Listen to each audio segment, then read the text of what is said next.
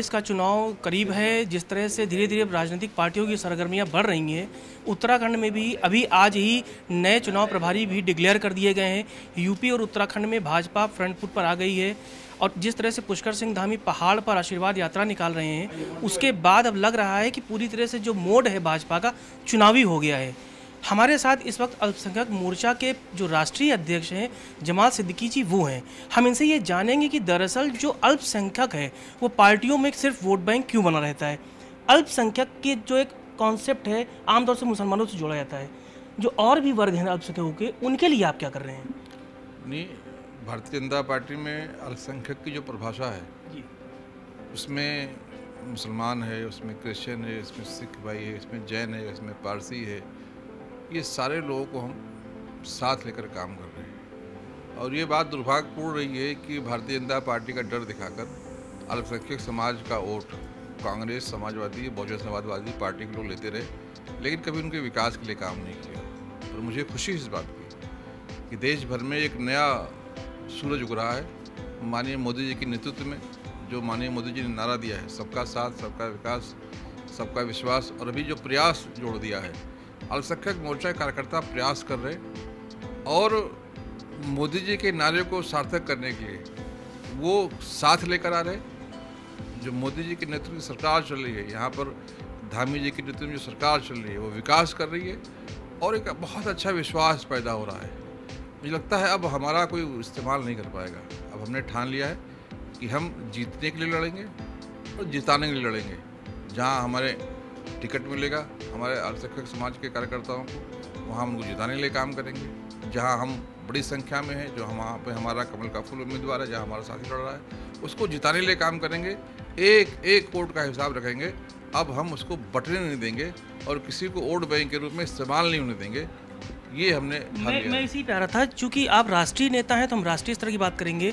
UP में हर वर्ग की बैठक शुरू हो चुकी है।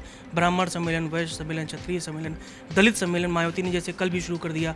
आपको लगता है चुनाव आते ही इनको वर्गों में बांटकर एक अलगाव की पॉलिटिक्स शुरू हो जाती है? समाजवादी पार्टी, बहुजन समाज पार्टी और अब भारतीय जनता पार्टी भी अब शुरू कर रही है कि वो अलग अलग वर्गों में जाएगी, अपनी बात रखेगी। ज़रूरत क्यों पड़ती है? भारतीय जनता पार्टी ने चुनाव को देखकर कभी काम शुरू नहीं किया और भारतीय जनता पार्टी का लक्ष्य कभी सत्ता में आना नहीं रहा। हाँ, सत्ता के माध्यम से सेवा करना रहा। हम सत्ता इसलिए पाना चाहते हैं कि हमें सेवा करनी है। आप देखेंगे कोरोना काल में जब जान हथेली पर लेकर काम करना होता था, और अभी भी है, तो भारतीय जनता पार्टी का कार्यकर्ता सड़कों पे दिखता था, अल्पसंख्यक मोर्चे कार्यकर्ता सड़कों पे दिखता था। कांग्रेस, बहुजन समाजवादी ये सारे लोग क्वारंटाइन हो गए थे। हम तो तब भी काम कर रहे थे क्योंकि काम करना हमारी आदत बन गई है।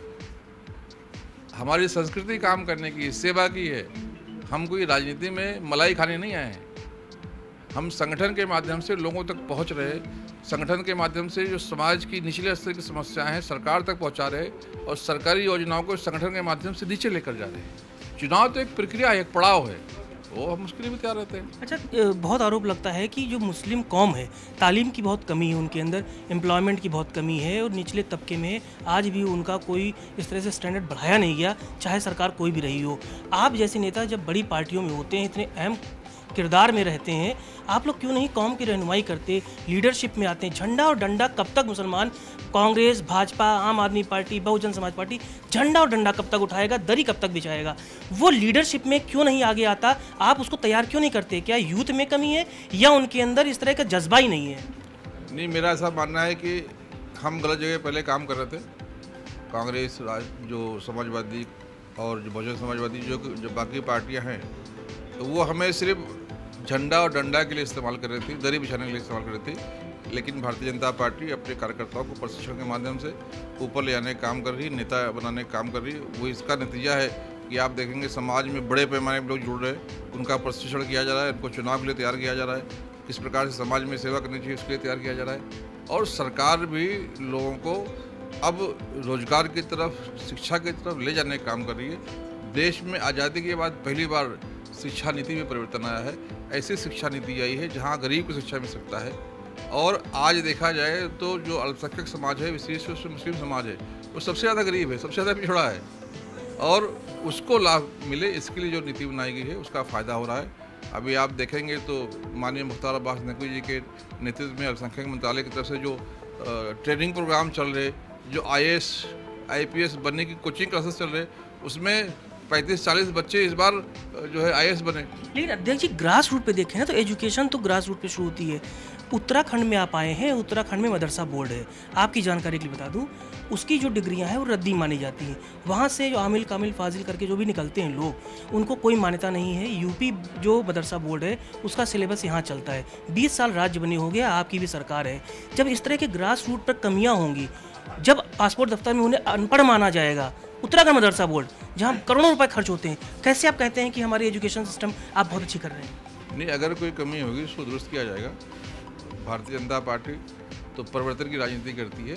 जहाँ भी कमी होगी, जहाँ भी लोग खुश होंगे, उनको ठीक किया जाएगा और सबको एक साथ लाकर सबके विकास के लिए काम किया जाएगा। भारतीय जनता पार्टी की नीति यही है। आखिर में अभी जिस तरह से किसान आंदोलन में टिकैत जी ने कहा कि अल्लाह अकबर की नई परिभाषा दे दी, मन से बड़ा विरोध हो रहा है। आप एक मुस्लिम भी हैं, मुस्लिम कौम की रहनुमाई भी करते हैं। क्या लगता है पॉलिटिकल मंचों पर या आंदोलन के मंचों पर इस तरह की कम्युनल बातें नहीं करनी चाहिए? क्या जवाब आपका होगा?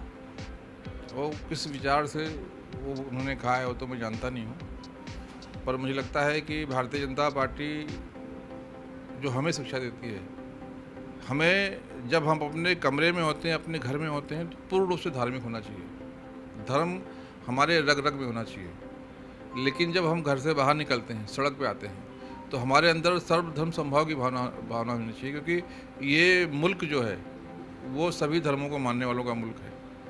और जब हम किसी पद पर बैठते हैं तो हमें धर्मनिरपेक्ष होना चाहिए। तो ये हम मानते हैं, यही हमारी परिभाषा, यही हम करते हैं। तो अब वो क्या कर रहे हैं उसके बाद फिर आखिर में पूछूंगा, फिर राहुल गांधी के जनेऊ पर आप ही सवाल क्यों उठाते हैं? किसने उठाया? ये तो मैंने कहा कि हमारी संस्कृति धर्म है। धर्म की रक्षा के लिए काम करें, समाज की रक्षा के लिए काम करें, लोगों की रक्षा के लिए काम करें, हम सवाल क्यों उठाएंगे? उत्तराखंड आए हैं आप, उत्तराखंड आने का मकसद क्या है? कार्यकर्ताओं से भेंट। मैं तो राष्ट्रीय अध्यक्ष हूँ। राष्ट्रीय अध्यक्ष बनने के बाद पहली बार देवभूमि को नमन करने का मौका मिला है। मैं आया हूँ, देवतुल्य कार्यकर्ताओं से मिल रहा हूँ, इनसे कुछ सीख कर जाऊँगा। उत्तराखंड में माइनॉरिटीज़ की जो हालत है, कुछ होमवर्क आपने किया होगा। इस वक्त क्या आबादी है उनकी, कितनी सीटों पर वो प्रभाव डालते हैं, कुछ आपने होमवर्क किया होगा? ये तो आप मुझे बताएंगे, फीडबैक देंगे। मैं आपसे भी बात करने आया हूँ, आपसे भी संदेश लेने आया हूँ। जो आप बताएंगे वो हम ऊपर जाकर। तो मैं आपको बता दूं, 16% से ज़्यादा अल्पसंख्यक है यहाँ पे। 12 से ज़्यादा विधानसभा सीटें हैं जहाँ पर वो प्रभाव डालते हैं। लाखों की आबादी है उनकी, तो उनको लीडरशिप में क्यों नहीं आगे लाते? 2-4 ऐसे लोग जो बड़े नेता हैं उनको आप मौका क्यों नहीं देते? वो वोट बैंक की राजनीति कब तक होती है? हमारे यहाँ जो है कार्यकर्ताओं का धर्म, उसकी जाति, उसका रंग देखकर टिकट नहीं दिया जाता है। उसके पिता कौन है, किस खानदान का, यह भी देखकर टिकट नहीं दिया जाता है। हमारे यहाँ सर्वे में जिसका नाम आता है उसको उम्मीदवारी दी जाती है। जो हमारे कार्यकर्ता मजबूत हो, किसी धर्म के हों, सबको मौका दिया जाएगा, किसी को निराश नहीं किया जाएगा। हमसे बात करने के लिए बहुत बहुत शुक्रिया।